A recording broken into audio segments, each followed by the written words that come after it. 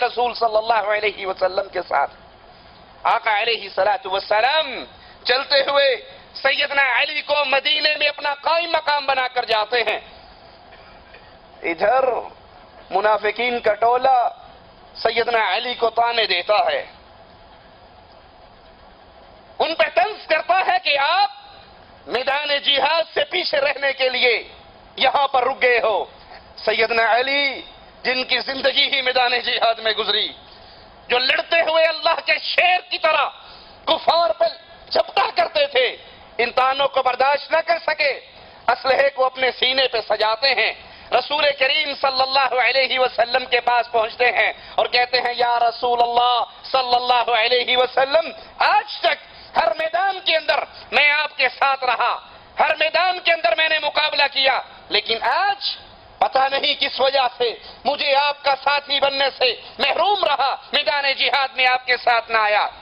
اللہ کے رسول صلی اللہ علیہ وسلم حضرت علی کے جذبات کو سمجھتے ہیں اور محبت سے علی کی طرف دیکھ کر کہتے ہیں علی، کیا تم اس بات سے راضی نہیں ہو، کیا تم اس بات سے خوش نہیں ہو کہ میرا تمہارے ساتھ وہی تعلق ہے جو موسیٰ کو ہارون کے ساتھ تھا، جو موسیٰ علیہ السلام کو ہارون کے ساتھ تعلق تھا، وہی میرا تعلق تمہارے ساتھ ہے، لیکن میرے بعد نبی کوئی نہیں اور موسیٰ کے بعد ہارون بھی نبی تھے.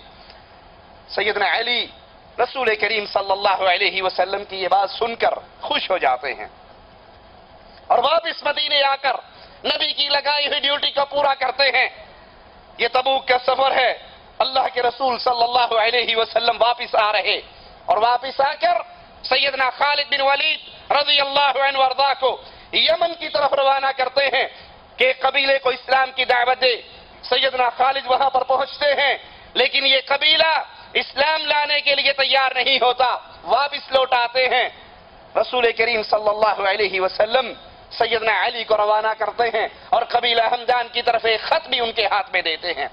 سیدنا علی رضی اللہ عنہ وارضاہ اس خط کو لے کر، اللہ کے نبی علیہ الصلوۃ والسلام کے اس پیغام کو لے کر یمن پہنچتے ہیں اور ان کے سامنے رسول کریم صلی اللہ علیہ وسلم کا پیغام ان کو پڑھ کر سناتے ہیں اور بڑے دل نشین انداز میں ان کے سامنے اسلام کی سچی اور سچی دعوت بھی پیش کرتے ہیں.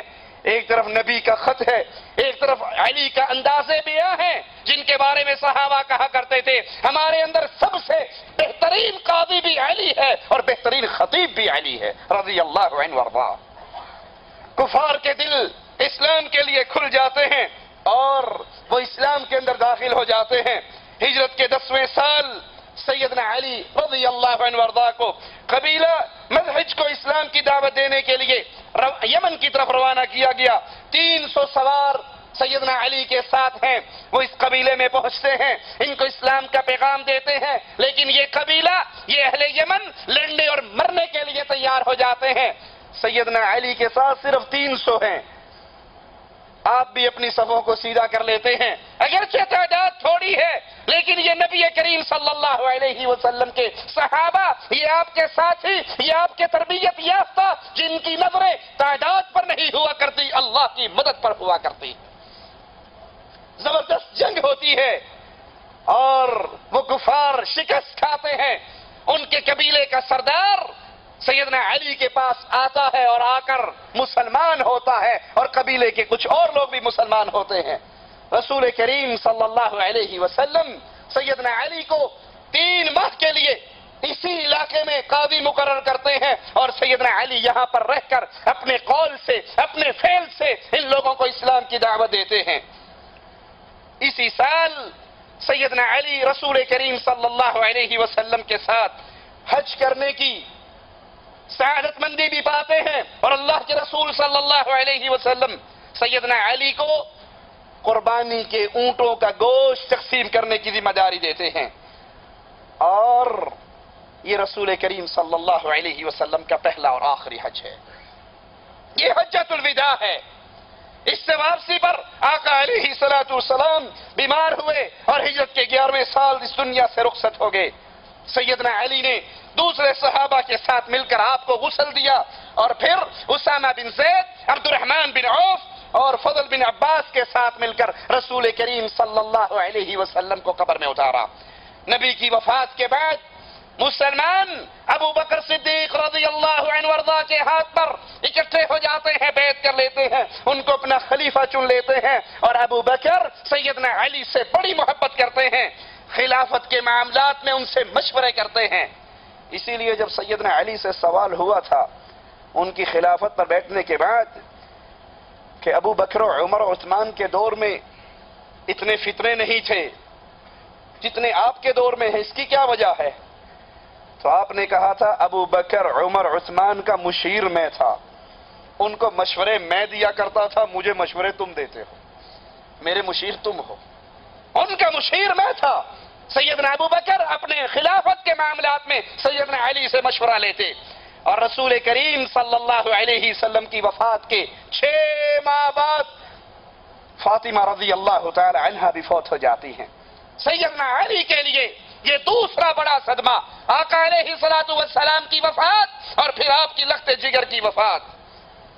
ابو بکر صدیق رضی اللہ عنہ وارضاہ کو اپنی خلافت کی ابتدا میں جن بڑے مسائل کا سامنا رہا ان میں سے ایک مسئلہ زکوٰۃ کا انکار کرنے والوں کا گروہ، اور دوسرا مسئلہ وہ عرب قبائل جو نئے نئے مسلمان ہوئے تھے اور نبی کی وفات کے بعد دین اسلام سے پھر گئے، ان کے خلاف جب جنگ ہوئی تو سیدنا علی رضی اللہ عنہ وارضا ابو بکر صدیق کے ساتھ بھرپور اس جنگ میں آپ کی مدد کرتے رہے۔ سیدنا عمر رضی اللہ عنہ وارضا 10.5 سال خلافت کا یہ دور انہوں نے مشوروں کے لیے کمیٹی مقرر کی، اور سیدنا علی سیدنا عمر کی اس کمیٹی کے رکن رہے۔ صحابہ اور اہل بیت کے درمیان اختلافات کی جھوٹی خبریں نشر کرنے والوں، اگر علی ابو بکر و عمر سے اختلاف کرتے، ان کا آپس کے اندر دشمنی ہوتی، محبتیں نہ ہوتی، تو یہ ابو بکر کو مشورے کیوں دیتے؟ یہ عمر کی شورا کے رکن کیوں بنتے؟ اگر ابو بکر و عمر نے ان کی خلافت کو چھینا ہوتا تو یہ غاصب اور ظالم کی مجلس کے رکن نہ بنتے۔ یہ تو ان سے محبت کرنے والے، یہ ان کو مشورے دینے والے۔ اسی لیے سیدنا عمر نے فرمایا تھا کہ ہم میں سے سب سے بڑا قاضی، سب سے بہتر جج وہ علی بن ابی طالب ہے رضی اللہ عنہ وارضا۔ 16 ہجری میں آئیے سیدنا عمر کی سیدنا علی سے کتنی محبت، اس کی دلیل بھی سنیے۔ 16 ہجری میں سیدنا عمر رضی اللہ عنہ وارضا بیت المقدس کی چابیاں لینے کے لیے روانہ ہوتے ہیں۔ قائم مقام کس کو ہونا چاہیے تھا؟ بیٹے کو بناتے نا، عبداللہ کو بناتے، کسی اور کو بناتے، نگاہ انتخاب پڑتی ہے عمر کی تو سیدنا علی پر پڑتی ہے۔ سیدنا علی کو قائم مقام خلیفہ بنا کر کے اپنے پیچھے مسلمانوں کا ذمہ دار قرار دے کر کے، اور یاد کر لیجئے یہاں اس اصول کو بھی صحابہ اور اہل بیت کے درمیان دشمنی کی جھوٹی باتیں کرنے والوں، اگر عمر شہید ہو جاتے یا طبعی موت مر جاتے تو مسلمانوں کا خلیفہ کون بنتا؟ علی۔ کنفرم بات ہے، وہ خود مقرر کر کے گئے ہیں تو خلافت انہی کو ملتی، وہی بنتے۔ اور اگر وہ عمر کے دشمن ہوتے تو عمر کبھی ان کو اس مقام پر بٹھا کر نہ جاتے۔ اور اگر نعوذ باللہ عمر مومن نہیں تھے بقول تمہارے، ان کا ایمان درست نہیں تھا، تو علی ایک ظالم جابر کافر کی حکومت میں قائم مقام کیوں بنے؟ اچھا چلو بن گئے، جب عمر بیت المقدس